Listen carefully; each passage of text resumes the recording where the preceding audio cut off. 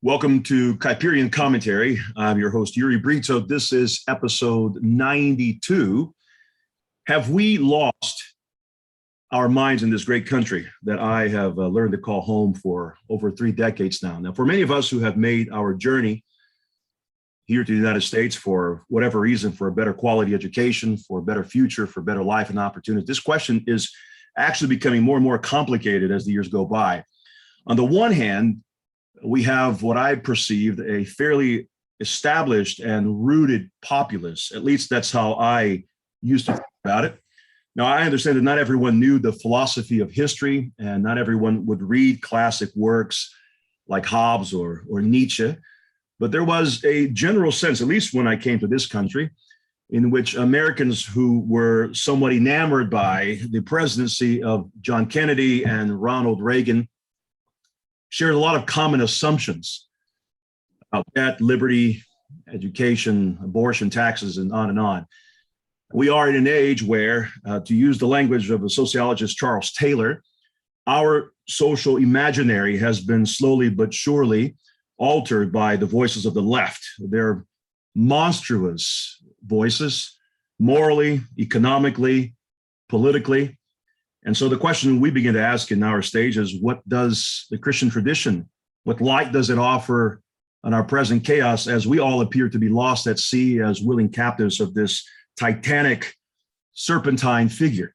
And so on this episode, it's been long and weighty. I am very delighted to have with us Dr. Glenn Sunshine to Kuyperian to elaborate on some of these themes and to converse with me about where do we go from here. Dr. Sunshine is an award-winning author who has published prolifically, but in our day, he seems to be just Mr. Common Sense. The book that he has written is entitled Slaying Leviathan, Limited Government and Resistance in the Christian Tradition. Dr. Glenn Sunshine, lovely to meet you, my brother. Thanks for having me on. A delight to have you, and I've been wanting to have this conversation for quite some time in these few minutes we have at our disposal. And perhaps the best way to summarize my opening exhortation is to ask you a question that you yourself posed at the beginning of your book. What went wrong? Yeah, what went wrong in a lot of ways is, well, it's a very, very long story, but from the church's perspective, we've forgotten our history. We have forgotten to study our own political theology, and we have forgotten to apply Jesus's words about government. Okay, that's a wonderful synopsis. And I want to begin by just giving our listeners here a little flavor for how the church has thought through these issues regarding limited government. We have, from the beginning, this glorious principle of the book of Acts chapter 5, which the early church stated very explicitly that we ought to obey God rather than men. Now, obviously, I understand that these issues from an ethical standpoint sometimes are not as clear as we like them to be. They're complicated issues at times with all sorts of complexities. How did, and you observed some of this in your book, how did the early church, our forefathers in the faith, the post-resurrection church, how did they work through these issues of submission to authority figures? Since we know quite well from the pages of history that the first few centuries of history, we as a church lived in a kind of exilic state under the Roman Empire. How did we sort of navigate this unique complexity?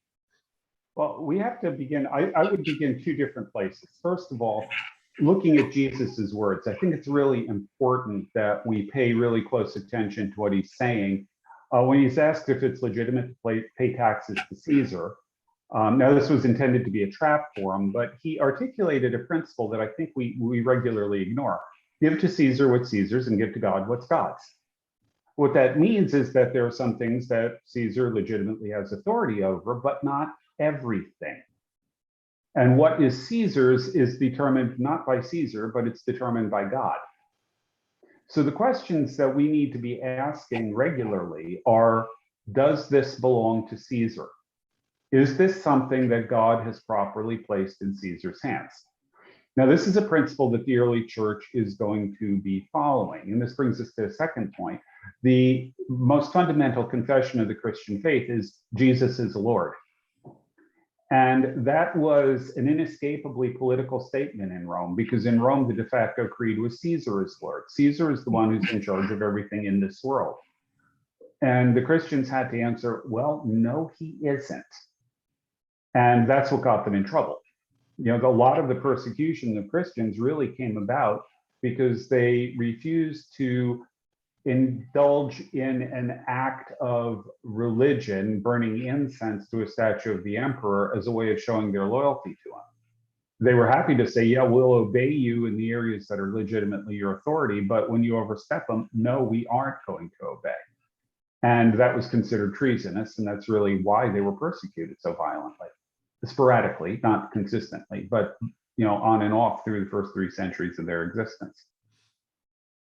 Now, the other thing here is that something that's regularly ignored is that the church actually made an argument for religious liberty. This comes up in several different forms, but the mature form of it, articulated by Lactantius in his Divine Institutes, was God is not pleased by worship that is compelled. Therefore, we have to have religious liberty. We cannot compel worship in any way, shape, or form, because otherwise it won't be pleasing to God anyway. And this was their argument for why the Roman Empire ought to tolerate Christians, but also it was a much broader argument applying to religious liberty across the board. Okay, so there's a highly developed argument in the book of Acts as how Christians dealt with these things. And sometimes the assumptions, and you read this from people like in the Sojourner magazine and things like that, the assumption is that Christians very willingly gave their liberties for the powers that be as a way of pursuing self-preservation. But there are, as you know quite well, various examples in which the early church fought back against the principalities and powers of the day. The principles that you're elaborating here, can the Christian, and this is the kind of confidence that I want not just my parishioners, but those who listen to Kuyperian to have, can the Christian be firmly rooted in the scriptures and develop from the scriptures, the totality of the scriptures, an argument for limited government? Or is this a question that we can only ask at certain stages of history? So, for example, when you read things like in the Old Testament, when you see the pursuit of kingship, the pursuit of a leader, of a king, the people of God tend to be very, very capable of making decisions regarding government itself. Where do we find bad decisions? Yeah, exactly. Yeah, absolutely. Especially in the wilderness wanderings there. And of course, when we look at through the Pentateuch, for example, we see very explicitly that God, Yahweh, was our king. And that sort of divine revelation God provides. But then we get to 1 Samuel and you have the elaboration, or at least the unfolding and development of human kingly figures. Is the argument for the Christians something that he can only grasp from random New Testament passages, or can he begin to develop a full theory of government and limitations of that government from the early pages of scriptures in setting that trajectory for the Christian church? We have to remember that all scripture is inspired by God, and that was spoken originally with reference to the Old Testament. So it's important for us to pay attention to the Old Testament. I built my argument in the book primarily with reference to the New Testament, but it turns out that many of the limits of government, and for that matter, many of Kuyper's spheres, are anchored in the book of Genesis. Genesis 1 and 2 really lay the foundation for human rights. They lay the foundation for limits on government, and they lay the foundation for the idea of autonomous spheres that Kuyper would develop. But even if you just simply go to the words of Jesus, when he says, give to Caesar what's Caesar's and give to God what's God's, that is a statement of limited government. Caesar only has a certain degree of authority. He can't overstep it. So you can see this throughout scripture if you really pay attention. And this is what political theology over the centuries, actually over the millennia now, was really intended to tease out. What are the implications of all these various scriptural texts for our understanding of government and its proper role in society? Okay, very good. One follow up here before we delve into it, just a couple of historical elements here of the book. The magnum opus of political discourse, at least within the Christian church today, is Romans 13. Christians have essentially avoided that text for a very, very long time, and suddenly it has become the John 3:16 of political discourse. And you look at Romans chapter 13, the reading of it indicates very clearly a boundary markers around the role of the civil authority. One of the arguments that I like to see you just interact with a bit, Dr. Sunshine, is the argument from some that there is this unrestricted submission that the Christian ought to give to the government. And I actually heard this from someone that I was not expecting to hear, from a relatively sort of fundamentalist theologian recently by the name of Todd Friel, I think, where he essentially elaborated on the fact that if the government says it, we should do it. And he used as his sort of proof text Romans chapter 13. How does a Christian sort of interact with that fundamental political description of the limitations and the authority of the government, local government, civil government as well? Well, first of all, we're going to Acts. We have to obey God rather than man. Okay. Okay, so at the very least, we have to say that when the government mandates something that Scripture forbids, or forbids something that Scripture mandates, we have to disobey at that point. There really can be no question on that. The question, if you hold that position, the question becomes where you exactly draw those boundary lines. When the government says you can't meet for church on Sunday because of a COVID restriction, what do we do then? God tells us we're to assemble together. Is this something that we have to ignore? Well, we have to disobey one or the other.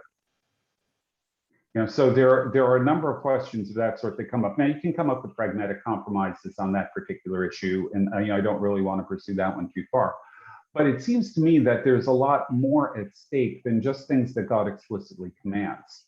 There are, well, for example, in Romans, it tells us that government is established to reward the good and punish the wicked. What happens when government rewards the wicked and punishes the good?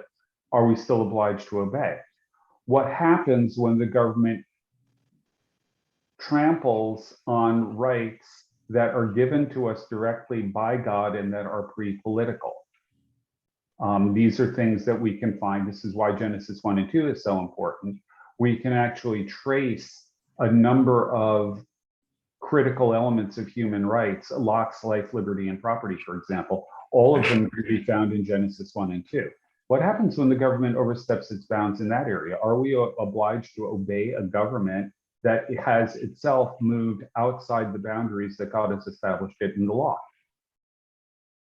These are things people tend to either ignore or oversimplify. When you get to the Romans 13 argument, we just simply have to obey the powers that be unless they're telling us to violate God's law. Well, what are we talking about when we're dealing with God's law? It's much bigger than the explicit commands. Right. That's excellent. That's a good summary there. So delving just a little bit into a topic that I love very much. Part of some of my master's thesis work was Abraham Kuyper with Dr. John Frame at RTS. And one of the issues that came up quite a bit in some of our conversations is the who protects whom. In other words, what sphere, if we're looking at the sphere of the church, state, and family, let's just say the church and the family, have we allowed too much room for the government, which has a legitimate function, but have we allowed too much room for the civil authority to enter into our lives and dictate ideas in areas they're ill-equipped to opine? So the general premise here is that the government has the answer to all things, but where have we, if you could give me maybe a couple of historical examples, where has the church and maybe the biological family where have they succumbed in areas where they later learned to regret? Yeah, well, I would say, just starting with the current situation, families have subcontracted out their responsibilities to other institutions. Parents are principally supposed to be responsible for raising their children, and yet We find them sending them off to daycare, sending them off to school and all that, so that they're spending more time with strangers or asleep than they are with their parents. We've subcontracted out the spiritual formation of our children to youth pastors, rather than taking responsibility there. These are major failures in family. Yeah. And I would also note that at that point, the church is taking on responsibilities that aren't primarily its role either. The church needs to support families in their spiritual formation of the children. The church shouldn't be replacing families for this. But when you look through history, you see many examples over and over where people have surrendered rights or surrendered responsibilities to the government. And in every single case where that happens, it's produced really, really bad results. I mean, we can look at any totalitarian state and what are they saying? Well, we are going to take care of your children. We are going to raise them. We're going to, we'll provide them with their education. We'll provide them with their jobs and all that. You just need to stay out of our way. And the results of that have always been disastrous. We've seen this not just in totalitarian states, but in a variety of other contexts. We can look at, we could even look, for example, at medieval monasteries, many of which took children. The parents would basically give their kids to the monastery. And these kids were then raised in the monastery, away from contact with the family, away from the outside world, and frequently were stuck there whether they wanted to be there or not. There are all kinds of situations where people have abdicated the responsibilities that God has given them. And they thought in every case, they thought they were doing something good. They thought they were doing the right thing. But in every case, it ends up on the whole, not necessarily for every individual, but on the whole, it ends up being a very, very bad deal. Yeah, I appreciate your equal opportunity offender approach to the subject here, because would you argue, in line of what you're saying, Glenn, that institutions like spheres like the church and the family have willingly swallowed government intervention because they have initially failed to do what they were called to do? In other words, as the church and family, and I think you mentioned this, as the church and family begin to enter into areas where they don't belong, that does is it creates this kind of lacuna and vacuum where the government can easily come in and the church and family will say, oh, please eat our food as well. Is that kind of does that premise sort of follow?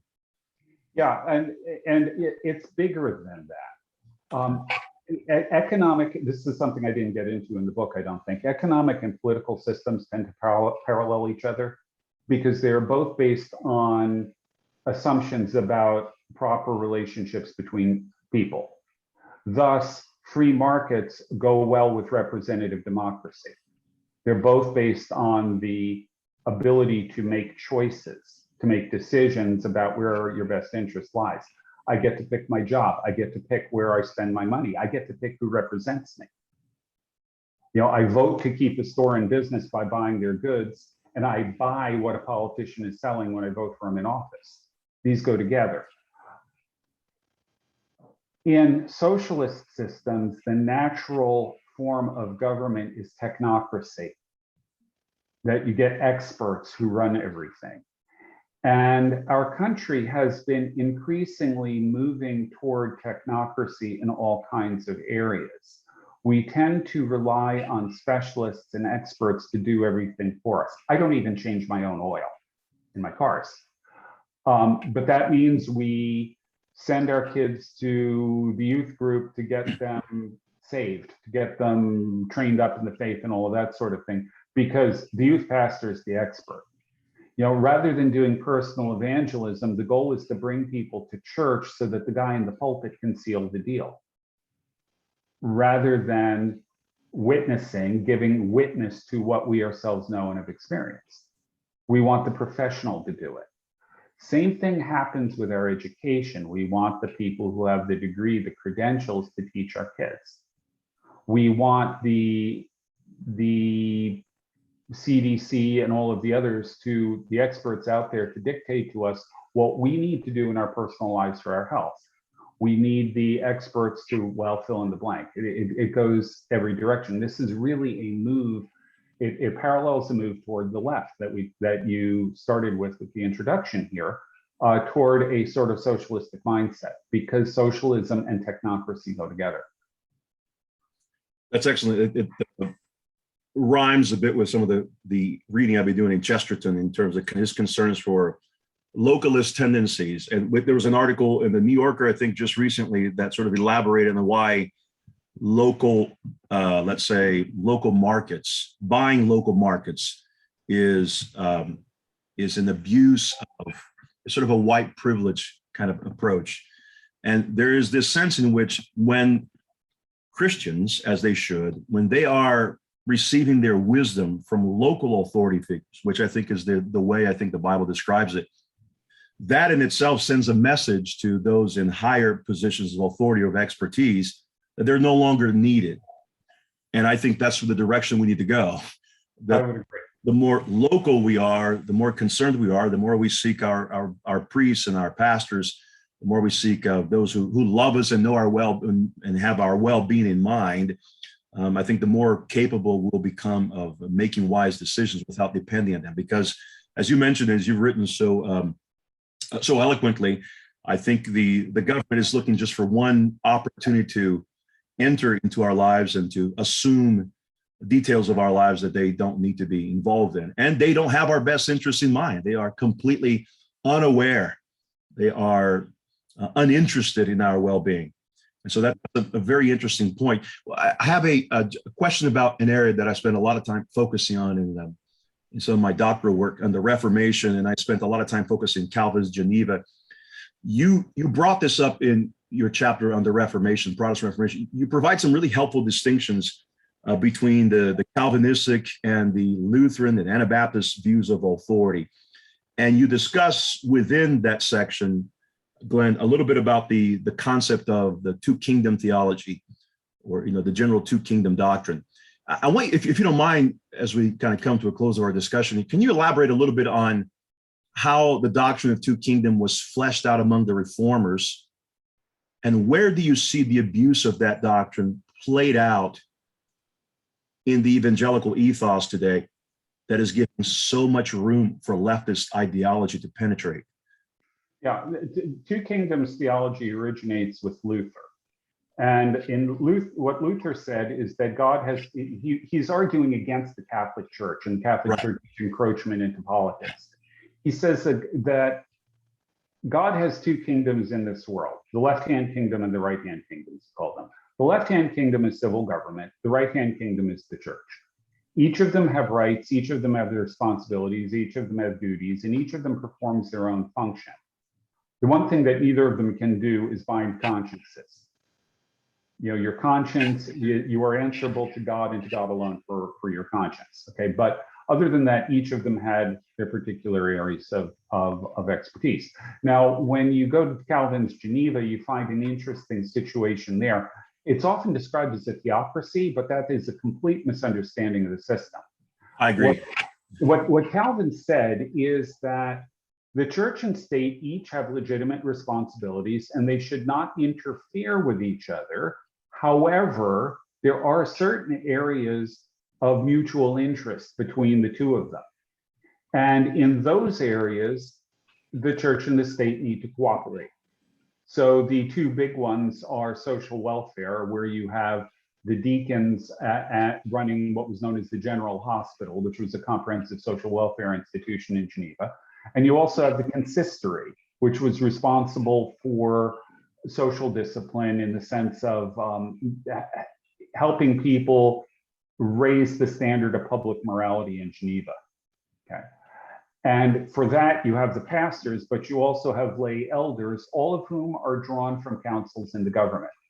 So it's actually a combined church-state institution that is responsible for policing morality within the community. So you see the cooperation where there's an overlap in interest, but otherwise they're not to interfere with each other.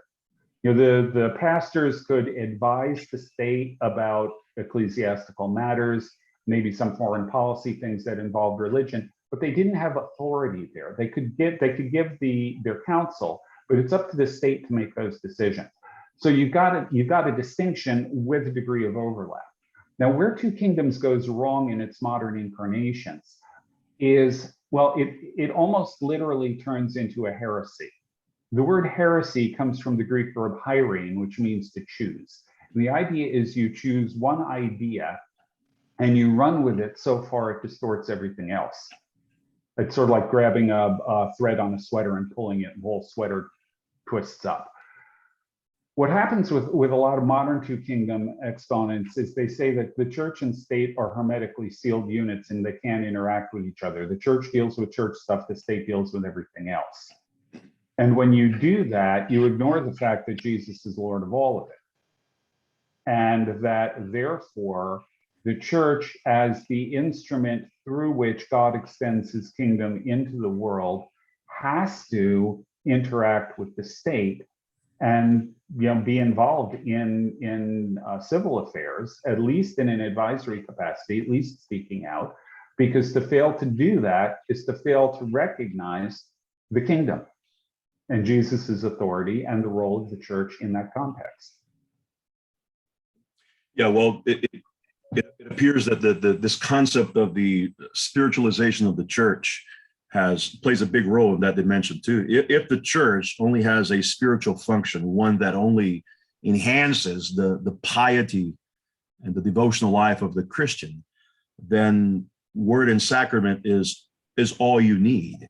My argument, Glenn, has always been, at least from a Kuyperian perspective, is that word and sacrament are preparatory means for the Christian's role in society. Christian hears, the Christian eats and drinks. Well, the Christian goes out from that environment and then he hears and eats and drinks. In other words, he applies these things. And then there's this sort of concern, and I think the concern derives from various movements within evangelicalism, like the concerns of the moral majority, for example, where Christians were using the pulpit for political speeches. Would you agree that's in some ways sort of an abusive way of dealing with this conversation? Yeah, I think you've got to you're dead on in what your analysis here. I think that's exactly right. The politicization of evangelicalism is what's creating the backlash toward this extreme version of Two Kingdom theology.